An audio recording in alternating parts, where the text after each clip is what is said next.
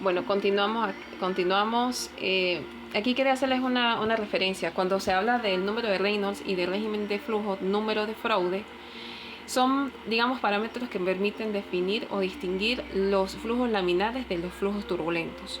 Si vean que el número de fraude, a medida que va aumentando, si es menor a 1, el régimen es bajo. Si es aproximadamente 1, está pasando por una zona de transición, y si es mayor a 1, su régimen es turbulento, bien, o alto, por llamarlo así. El punto es que todos estos incluyen lo que es el régimen alto, ¿sí? Un régimen alto con su subclasificación: bajo, transicional y alto. Y el régimen bajo, ya el bajo, el inferior, pues es estrictamente un régimen laminar. Cada uno de los, en este caso, del régimen del flujo va en función del aumento de la velocidad de la corriente, y cada uno de ellos va a generar una estructura sedimentaria específica. Por ejemplo, en el caso de un régimen laminar, la laminación es paralela, pero si yo tengo un régimen alto, tendría que ver si está en un régimen alto-bajo, alto transicional o alto-alto.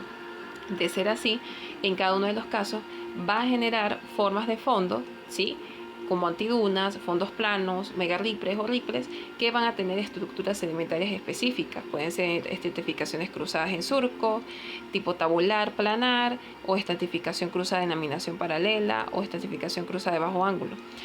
Ya les voy a mostrar una imagen donde hablamos de una estratificación cruzada tabular, por ejemplo. Bien, ya vamos a hablar un poquito del ordenamiento interno de en este caso tenemos una estratificación entrecruzada. ¿Por qué paso un momento directamente a esta imagen? Porque yo quiero que ustedes vean que les he estado comentando que va a depender todo del régimen de flujo que los origina, ¿sí?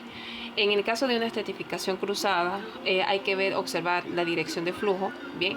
Porque eso va a permitir, digamos, reconstruir cómo ha sido la morfología, en este caso, del el flujo específicamente, pero hay veces que no vamos a poder ver la dirección, en este caso de las láminas. Bien, siempre van a ser paralelas una con respecto a la otra, dependiendo de cuál haya sido la dirección de la corriente, pero el punto es que va a haber cierto paralelismo, como ustedes los pueden observar allí, ¿sí?, en cuanto a las laminaciones que me está generando una estratificación entrecruzada, que puede ser monticular o tipo homology, en este caso, ¿no?, como lo identifican ellos. Ahora, cuando hay un aspecto que les he estado hablando anteriormente, tiene que ver con los sets y los cosets, pero antes de entrar a eso, quiero que vean este ejemplo de la laminación paralela. En el caso de la laminación paralela existen ciertas condiciones para que se puedan generar, y yo aquí les puse una clasificación de 4 condiciones. En la primera de ellas, pues tiene que existir un flujo lento. Bien, el flujo lento puede generar una laminación de tamaño, una laminación laminar en cualquier tamaño del grano. Sin embargo, pues uno lo observa más que todo en los elementos arcillosos. Bien, a medida que va aumentando ese régimen, es lo que se genera la estratificación cruzada homology, como la pueden ver aquí en esta pantalla. Ahora, también puede existir un flujo bajo. Bien, este flujo bajo, que acuérdense que entra dentro de la clasificación, vamos a poner un momento porque es que todo se asocia, entra aquí en esta clasificación según el número de Reynolds. Un régimen alto es un régimen turbulento, que puede ser bajo cuando es menor a 1 el número de fraude, o un régimen alto cuando el número de fraude es alto. Entonces, en este caso me está diciendo que para que se dé la condición de una laminación horizontal, tiene que existir un régimen de flujo bajo, ¿sí?, donde van a haber lógicamente sedimentos más gruesos, que van a ser más o menos como 0,6 milímetros, bien, y que me indica que van a ser poco probables que se mantengan este tipo de depósitos. En esta imagen ustedes ven un espesor de aproximadamente de 1 metro, donde la ordenación interna prácticamente está cubierta por diferentes laminaciones. Esas laminaciones pueden estar asociadas también a un asentamiento por un proceso de suspensión, ¿sí?, que no me genera ninguna carga de tracción, y ese ambiente tranquilo va a generar la condición, en este caso, que se genere este tipo de laminación paralela. Aquí tienen el ejemplo. Les comentaba que aquí tienen otro ejemplo de lo que es una estratificación cruzada. ¿Y por qué es importante? Porque recuerden que, bien sea en los sets o cosets, ya he hablado sobre eso. La estratificación cruzada pues puede ser planar, bien, como lo pasa en estos casos, o puede ser curva. Ya vamos a ver más adelante.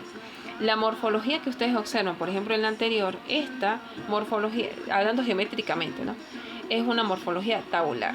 Bien, la que está en este caso, aquí también se representa, en la que está, fotografía que está en la mano derecha, también es tabular.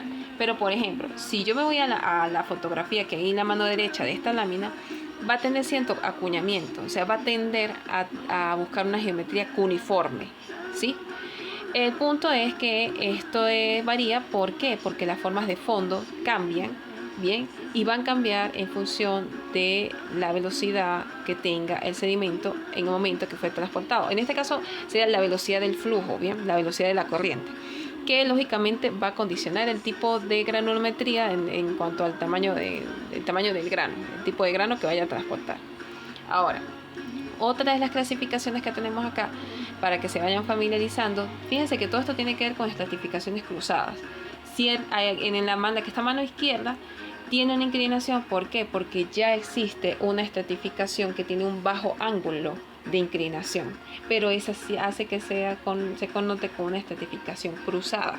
En el caso, aquí tiene un ángulo de inclinación, en el caso derecho es completamente tabular. Bien, tabular entre sí con una inclinación. Tenemos aquí una estratificación entrecruzada. En ambos casos, vean que la geometría entre ellas, ok, es tabular porque muro y techo son paralelos entre sí, bien, pero tiene cierta inclinación. Bien, ahí ya se le llama entrecruzada. Entonces, hablando un poquito de esto, ¿por qué les hablo sobre este tipo de casos? Porque uno, aquí, bueno, vamos a ver si lo llego a ver, no he llegado todavía a ese ejemplo, pero en las estratificaciones entrecruzadas muchas veces se tienden a generar en tipos de ambientes como los riprees, ¿bien? Entonces los riprees pues lógicamente entran en un papel fundamental porque los riprees pueden tener ya sea un agente de lo que es el viento o un agente como el agua, ¿sí? Por ejemplo, hay riprees que lógicamente o no, normalmente, no lo pongamos lógicamente, sino que normalmente se forman en arenas. Pero ¿qué va a pasar? Que la arena es menor a 0.6 milímetros. Yo voy a estar yendo para allí y para acá para que ustedes observen y tomen detenimiento en la diapositiva. En este caso, cuando yo les hablaba aquí, les hablaba sobre el tamaño del grano, ¿sí? Vean que cuando se supera los 0.6 forman riprees. Ahí es donde estamos partiendo. Entonces, en muchas ocasiones esto pasa, ¿por qué? Porque hay un cambio en la velocidad, porque aumentó. Bien. Ahora, ¿qué va a pasar? Los riprees en algunos casos pueden ser riprees que tienen crestas rectas o riprees que tienen crestas sinuosas. Vamos a ver si yo les bajé una imagen de esa. O aquí está. O riprees que pueden ser con crestas tipos lingoides. Cada una de ellas va variando. ¿Por qué? Porque va aumentando la velocidad. ¿Ve? Esto quiere decir en este caso que en un ripree que sea sinuoso, la velocidad va a aumentar para que se convierta en una cresta lingoide, sí, un ripree con cresta lingoide. Entonces, así se produce, así pasa en la laminación cruzada. Uno puede tener crestas rectas, tabulares o planares, sinuosos, pero todo va en función, lo que quiero que vean es que todo va a ir en función de la velocidad, ¿sí? De igual manera, cuando hablábamos sobre las estructuras Flasser, vamos a ver si puedo ver más adelante un ejemplo de eso, ocurre lo mismo. O sea, son los lentes de arena o lentes en este caso de lutitas, pero el punto es que se pueden dar tanto en sustratos fangosos como en sustratos arenosos. Bien, entonces ya sabemos diferenciar en este caso, lo vamos a ver a continuación, lo que es una laminación tipo Flasser a una laminación tipo lenticular. Antes de entrar de lleno de eso, vean aquí entrecruzada en alteza, los ejemplos, hay un cambio en la dirección del flujo, ¿ve? Que chocan entre sí, si ustedes se ponen a ver. Esta es una estratificación cruzada, hay cierta angulosidad. Vean que todo tiene que ver con la ordenación interna. Ustedes están viendo son los ángulos dentro del estrato. Bien, aquí se habla sobre una estratificación cruzada tabular, como lo muestra la imagen real que está al lado, ¿sí? Que se genera por la migración de megariprees. Yo les voy a estar explicando un poquito de esto en clase, cómo se distribuye en cierta manera. ¿Por qué? Porque lógicamente usted va a tener bandas continuas de arena y arcilla. Pero en este caso, en los ripples, más que todo se observa son en el caso de las arenas. Las arenas son las que juegan como un papel fundamental. Recuerde que cuando uno habla, en este caso de los mega ripples, que es el ejemplo que dan acá, las crestas van a variar, ¿sí? Aquí se sigue dando como ese énfasis que pueden ser crestas que van a ser rectas, crestas irregulares, crestas sinuosas, inclusive crestas que va a tener una estratificación cruzada tabular, como lo pasa en este caso. Bien, porque pues, no solamente puede ser tabular, también puede ser en surco. Entonces, todos estos mega ripples van a permitir que uno pueda ver que los ambientes se den, en este caso, sean ambientes intermareales, porque influye tanto las mareas como las olas. Pueden generarse, o también en el caso de las dunas, también se puede dar mega ripples. Bien, el siguiente ejemplo, ustedes tienen lo que se corresponde a la granoclasificación, que es lo que les mencioné ya en la lámina anterior. La granoclasificación es lo mismo que decir la granocrecrescencia, la granocrescencia, o si es gradación normal o es gradación inversa. Bien, en este caso, vean que existen en la imagen que está a mano izquierda, hay 3 estratos. Tienen cada uno delimitado su superficie de estratificación. Y en el primer estrato se puede evidenciar que existe la granulometría gruesa, que a medida que vamos avanzando al tope, disminuye su tamaño. Bien, claro, en la primera base del primer estrato ya hay efectos que se ha desmoronado, erosivos, de intemperismo, pero en el segundo estrato usted se puede ver un empaquetamiento de arena, y a medida que vamos subiendo en este caso de muro a tope o de muro a techo, ahí usted se va a observar que la granulometría va variando y puede entonces identificar la gradación, en este caso normal. Vean aquí la indicación de los clastos, tiene que ver con la orientación del eje mayor de los clastos en una misma dirección. Puede ser unidireccional o puede ser bidireccional. También tenemos las ondulitas, que son básicamente a lo que les refería cuando existe un flujo con una dirección que pasa en este caso por la superficie del estrato, por la superficie del depósito. Puede deberse a un drenaje bien sea intermitente que desaparece y entonces nada más deja el rastro a nivel superficial. Bien. Tenemos las marcas de impresiones en superficie. Estas son las grietas de secación, también conocidas como mud cracks.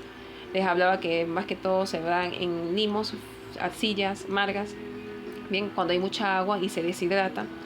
¿Por qué? Porque lógicamente se evapora y pues lógicamente ya se rompen trozos poligonales. Las huellas de gotas, me disculpan ahí, es gotas de lluvia, también conocidas como raindrop imprints. Son granizos o lluvia que caen en la superficie y se quedan allí como una huella y genera pequeñas depresiones. Aquí hay un ejemplo de esto, de lo que son las huellas de gotas de lluvia y en este caso las grietas de desecación en ambos casos. Bien. Las estructuras erosivas se debe específicamente porque hay una erosión de las capas, sí, en forma canalizada. Entonces eso genera una irregularidad en la superficie. La erosión puede ser muy fuerte o muy pequeña, pero el punto es que aquí tenemos un ejemplo según lo propuesto por Ricci y Luchin en 1970, donde hay marcas erosivas en fondos arcillosos. En el primer ejemplo tenemos la erosión, tenemos una capa de lutita, vean que tiene la capa de lutita y vamos a verlo así, tiene la capa de lutita, esa capa de lutita por algún proceso fue erosionado, hubo una reactivación, en este caso de algún depósito arenoso, rellena justamente esa parte donde fue erosionada la lutita, ¿sí? Queda la lutita y la arena, hay un relleno, se sedimenta y posteriormente cuando ya se litifica se genera un calcomolde. Va a tener la lutita y por encima la arenisca en ese canal de relleno. Bien, esos son marcas erosivas o calcos.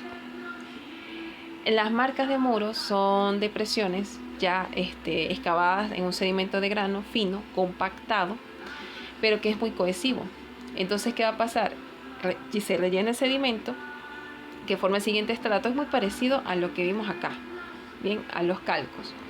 Pero en este caso, claro, va a haber una resistencia porque se preserva como protuberancias en base de los estratos más resistentes a la erosión. Suelen aparecer en la base de los estratos de las areniscas que se intercalan con las lutitas. Bien.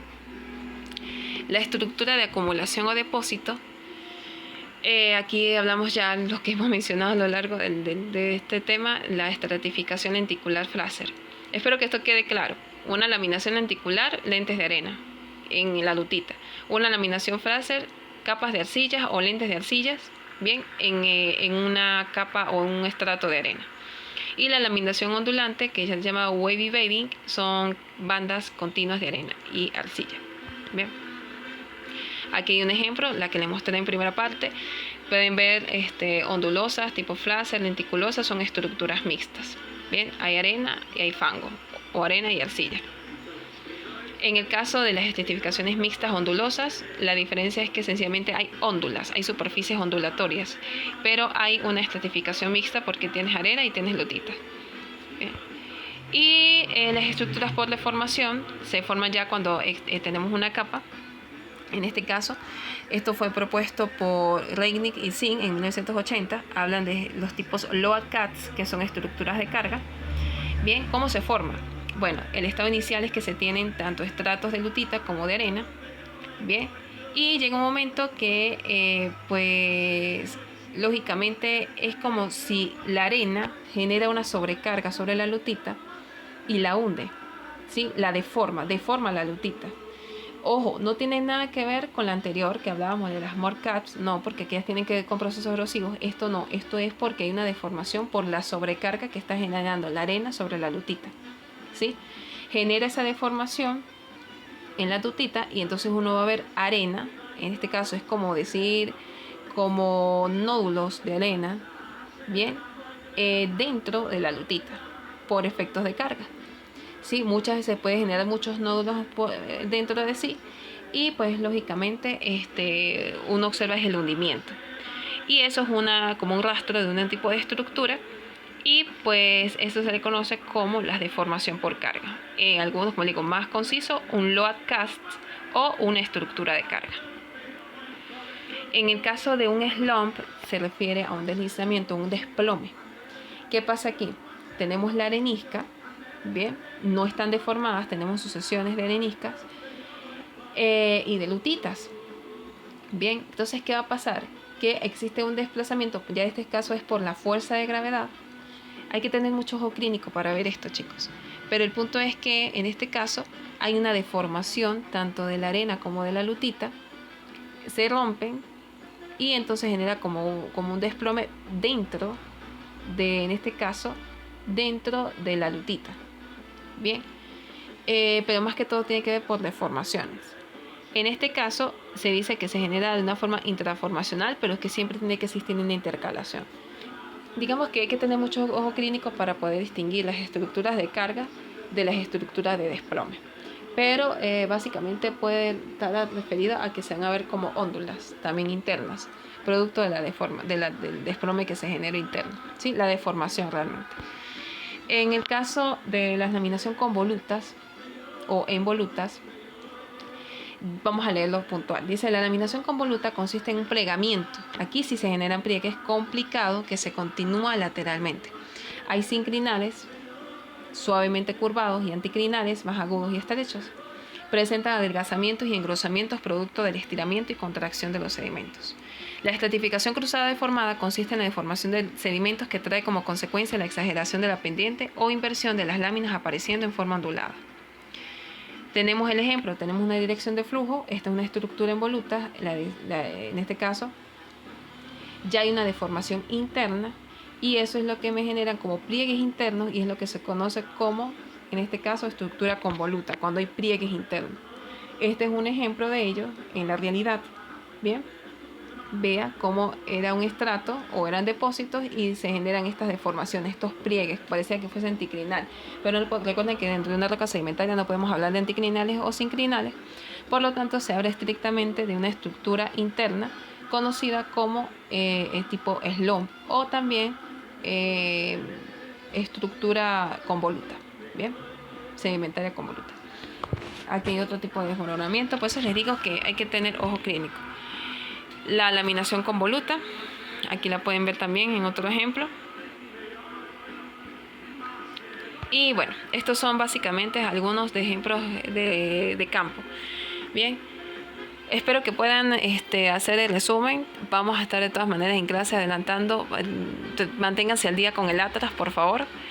Y básicamente esto es lo que vamos a ir avanzando, porque recuerden que tanto el tema 3 como el tema 4 les va a ir para este parcial. Entonces es necesario que se pongan al día con el material. Bueno, espero que tengan una feliz tarde o noche, dependiendo de cómo estén viendo el video. Cuídense y nos vemos en clase.